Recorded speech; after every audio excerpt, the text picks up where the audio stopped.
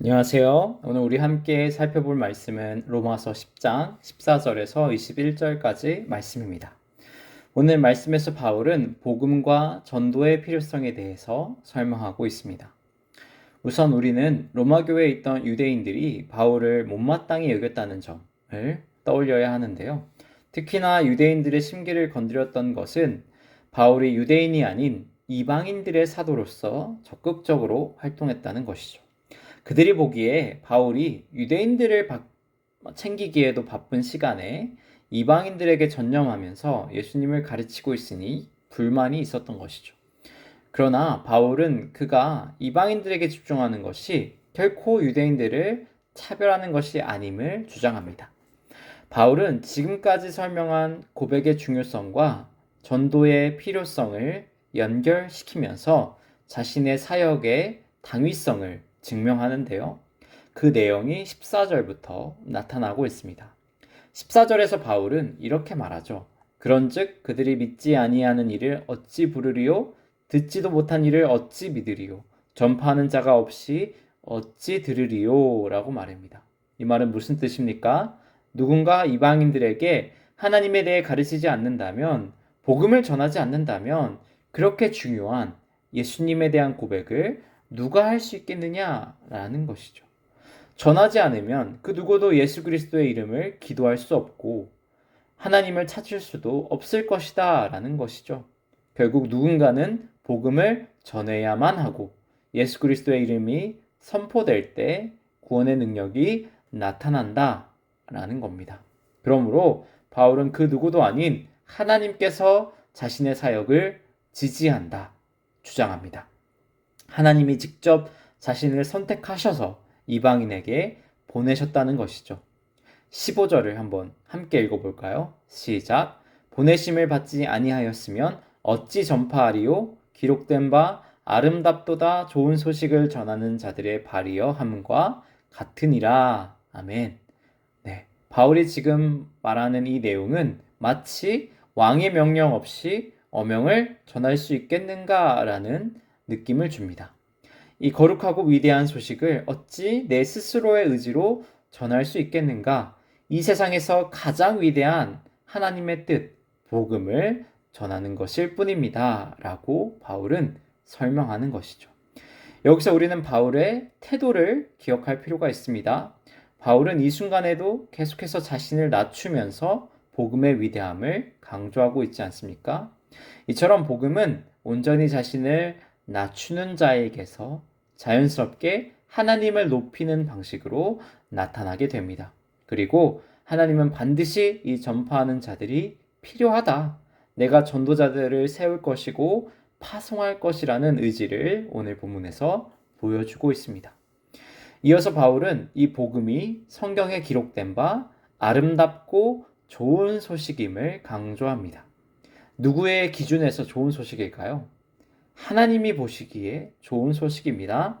그러므로 당연히 우리에게도 기쁜 소식이 되어야겠죠.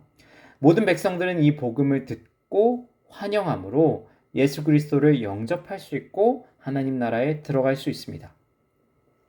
그러나 이 복음의 원리를 따라 모든 것이 되면 좋겠지만 우리를 방해하는 것이 있죠. 무엇입니까? 우리가 안에 있는 죄가 우리를 방해합니다. 현실은 이 복음의 원리와 많이 달랐죠. 많은 사람들이 복음을 듣기는 했으나 그들 가운데 있는 죄가 어떻게 합니까? 이 복음을 거부하도록 유혹합니다. 말씀 앞에서 스스로 죄인이라는 것을 인정하지 못하도록 하는 거죠. 그러므로 바울도 16절에서 이렇게 말하죠.